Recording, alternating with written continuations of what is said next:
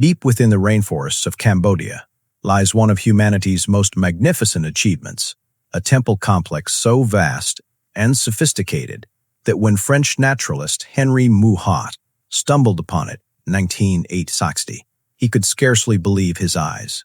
Angkor Wat, the largest religious monument ever constructed, stands as a testament to a civilization that once ruled much of Southeast Asia, yet vanished so completely that for centuries it existed only in local legends and the whispered stories of monks. This is a story of the Khmer Empire, a kingdom that built cities larger than medieval London, mastered engineering feats that modern scientists still struggle to comprehend, and then disappeared into the jungle, leaving behind stone giants that would sleep undisturbed for 400 years. Our journey begins in the 9th century, when a young prince named Jayavarman II returned from exile in Java with a vision that would transform the scattered kingdoms of the region into a unified empire. In 802 CE, he declared himself the god king, the Devaraja, establishing a political and religious system that would define Khmer civilization for the next 6 centuries. He chose the area around present-day Siem Reap as his capital, a decision that was both strategic and symbolic. The region sat near the Tonle Sap, Southeast Asia's largest freshwater lake, whose seasonal floods created some of the most fertile land in the world. But Jayavarman understood that to build an empire, he needed more than fertile soil. He needed water, and lots of it, under his complete control.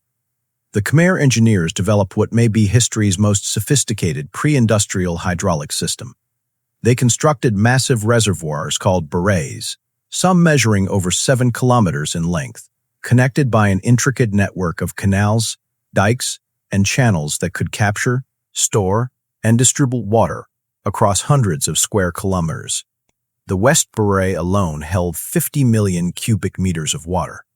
This was not just about irrigation, though the system did allow for 3 or even 4 rice harvests per year, instead of the usual 1 or 2. It was about power. Control of water meant control of food production, which meant control of population centers, trade routes, and ultimately, the destiny of nations. The hydraulic city of Angkor became a demonstration of divine authority made manifest in stone and water. By the reign of Suryavarman II in the early 12th century, the Khmer Empire had reached its zenith.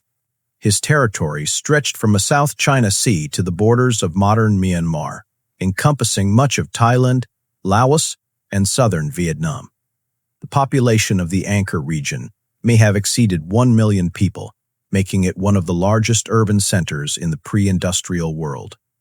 And it was Suryavarman who would undertake the most ambitious building project in human history up to that point. In 1113, he began construction of Angkor Wat, a temple dedicated to the Hindu god Vishnu that would take nearly 40 years to complete and consume resources that would strain even this wealthy empire. The scale of Angkor Wat defies easy comprehension. The temple complex covers over 160 hectares, surrounded by a moat 190 meters wide. It forms a perfect rectangle. The central tower rises 65 meters above the ground, part of a quincunx of towers representing Mount Meru, the center of the universe in Hindu and Buddhist cosmology. The temple's walls contain the longest continuous bas-relief in the world, stretching over 800 meters, and depicting scenes from Hindu epics and the king's military victories. Every surface is carved with such precision and artistry that scholars have counted over 2 individual Apsaras celestial dancing figures, each with unique features, jewelry, and poses. The builders used sandstone blocks, some weighing over a ton, transported from quarries 40 kilometers away without the use of wheels, draft animals, or iron tools. No mortar binds the stones together. They are held by gravity and precision cutting alone, fitted so tightly that even today, you cannot slip a blade between them. But Angkor Wat was more than an architectural marvel. It was an astronomical observatory, a cosmological diagram rendered in stone, and a massive political statement. The temple's alignment, sir. On the spring equinox, the sun rises directly over the central tower. The measurements of the temple correspond to units in Hindu cosmology. The distances between various features mirror the distances between celestial bodies, as understood by Khmer astronomers. Walking through Angkor Wat's galleries is to walk through a three-dimensional representation of the Hindu universe, with each level representing a different realm of existence, ascending from the earthly to the divine. Yet even as Surya Varman's workers carved the final apsaras into Angkor Wat's walls, the seeds of the empire's decline had already been planted. The hydraulic system that had been the source of Khmer power became increasingly difficult and expensive to maintain. Silt from deforestation upstream clogged canals. The massive labor force required to keep the system functioning pulled workers away from agriculture and military service. And perhaps most significantly, the religious landscape was shifting. Buddhism, which had been present in the region for centuries, was gaining converts among the common people. Unlike Hinduism, with its rigid hierarchy and god-kings, Buddhism offered a more egalitarian spiritual path. This philosophical shift would have profound political implications. In 1177, disaster struck. The Cham people from what is now Vietnam launched a naval invasion up the Mekong River, sacking Angkor and killing the king. It seemed the empire might collapse entirely. But from this chaos emerged one of history's most remarkable rulers. Jaya Varman VII, who had been in exile, returned to drive out the invaders and reclaim the throne. Unlike his predecessors, he was a devout Buddhist, and he would transform not just the religion, but the very nature of Khmer civilization.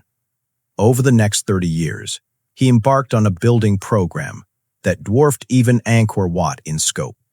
Jaya Varman VII constructed Angkor Thom, a new capital city covering 9 square kilometers, protected by walls 8 meters high and a moat 100 meters wide. At its center rose the Bayon, a temple mountain unlike any before it, featuring 54 towers, each carved with 4 gigantic faces that gazed serenely in every direction. The king's face, or perhaps the face of the Bodhisattva, Avalokiteshvara, surveyed the empire in perpetual meditation. He built over 100 hospitals throughout his realm, with inscriptions detailing the medications to be provided and the duties of the medical staff.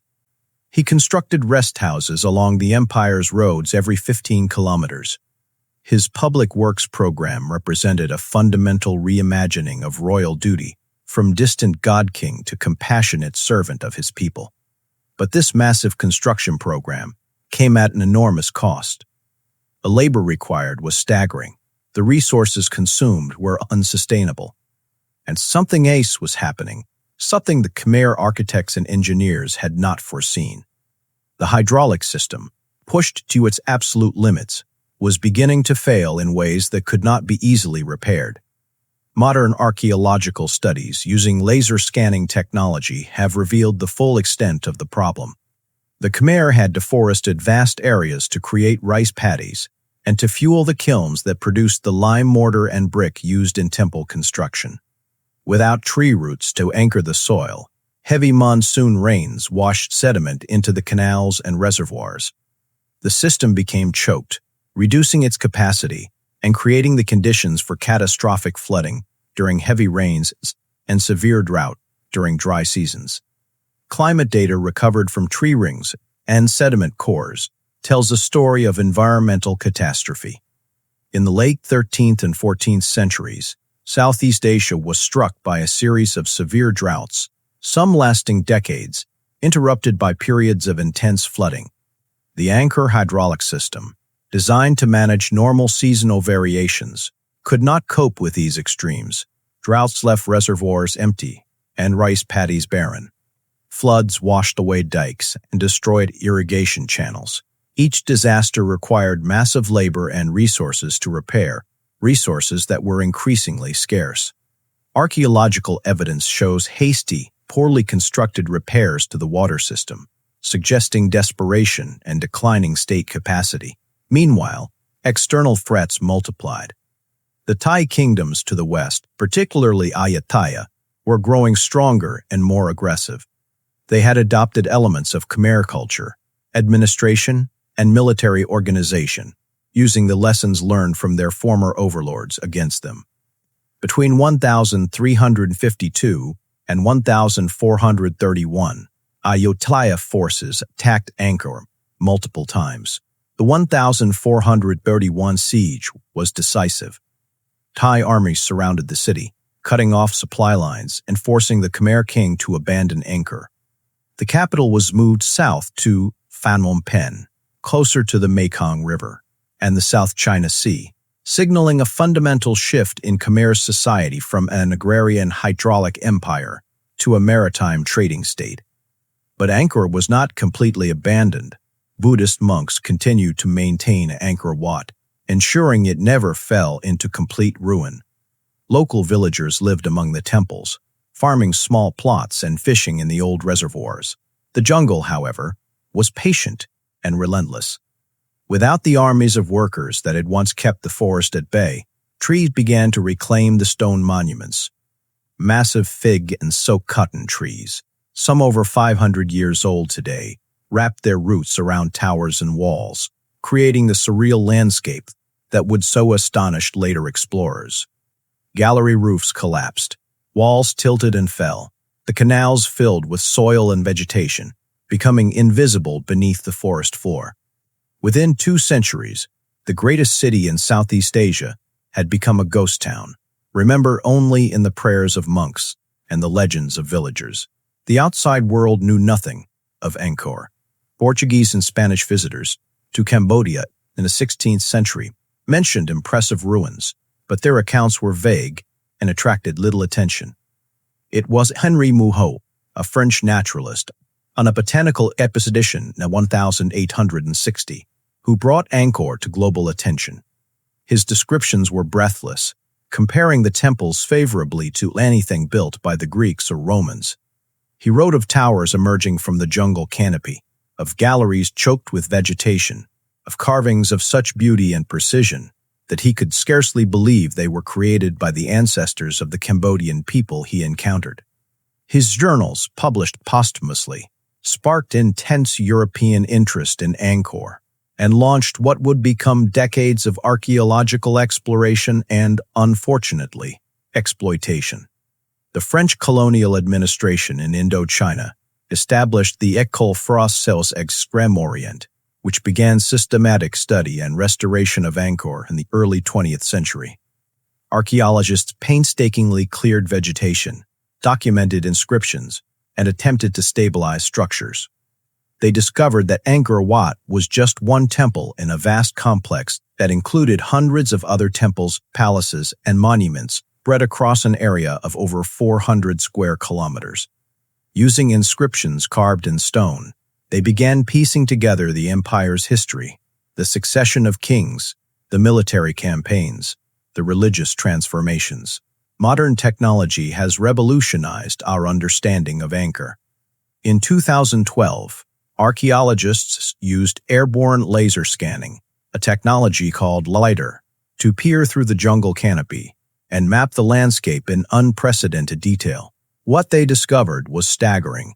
Angkor was not an isolated religious center surrounded by rice paddies, as previously believed. It was a low-density urban sprawl, perhaps the largest pre-industrial city on Earth. The leader revealed a sophisticated urban landscape of roads, canals, ponds, residential areas, and temples, stretching for hundreds of square kilometers. They found evidence of neighborhoods, complete with houses, temples, and ponds, that had been completely hidden beneath the jungle. They mapped the full extent of the hydraulic system, revealing its true complexity and the scale of the engineering achievement it represented. These discoveries have also illuminated why the Khmer Empire collapsed. The hydraulic system was so large and so complex that it became impossible to maintain during the climate disruptions of the 14th century. The very success of the system created vulnerabilities. The concentration of population around Angkor meant that when the water system failed, vast numbers of people faced starvation, forcing mass migration. The deforestation required to support the growing population destroyed the watershed, accelerating erosion and system degradation. The Khmer had created an intricate, efficient machine for transforming water and labor into rice and power, but it was a machine with no resilience, no ability to withstand shocks. When multiple droughts and floods struck in succession, the system collapsed catastrophically. Today, Angkor faces new threats. Over 2 million tourists visit annually, their feet wearing away ancient stones. Rising temperatures and changing rainfall patterns threaten the stability of structures already weakened by centuries of neglect. The underground water table, crucial for maintaining the foundations of the temples, is being depleted by modern development. Conservation efforts struggle to balance preservation with the economic needs of modern Cambodia, for whom Angkor is both priceless heritage and vital tourist attraction. Yet Angkor endures. Walking through the galleries of Angkor Wat at dawn, as golden light illuminates the apsaras and the morning mist rises from the moat, one feels the presence of those long-dead builders and artists. The temple has survived wars, revolutions, and the slow grinding of centuries. It survived the Khmer Rouge, who used it as a military base and ammunition depot. It survived decades of civil war and neglect. The stones remain, patient and eternal, carved by hands that have been dust for 8 centuries, yet still speaking to us across the void of time. The story of Angkor is ultimately a story about human ambition, ingenuity, and hubris. The Khmer built monuments that still rank among humanity's greatest achievements. They engineered solutions to problems that confound modern experts. They created art of sublime beauty. But they also pushed their environment beyond sustainable limits, built systems so complex that they became impossible to maintain, and concentrated power so completely that when crisis came, the entire civilization crumbled. The jungle that now embraces the temples is not an enemy that conquered Angkor. It is simply the natural world reclaiming what was always its own, patient and inexorable. As the sun sets over Angkor Wat and the last tourists depart, local monks continue their evening prayers in the temple's galleries, as their predecessors have for centuries. The chanting echoes off ancient stones, a reminder that Angkor was never truly lost. It was always there, waiting in the jungle, holding its secrets, a testament to a civilization that rose from nothing to challenge the heavens, then returned to the earth that sustained it. The temples remain, silent witnesses to the passage of empires, reminding us that all human achievement, no matter how grand, is ultimately temporary, that the stones we carve and the cities we build will one day sleep beneath the patient green embrace of the returning forest.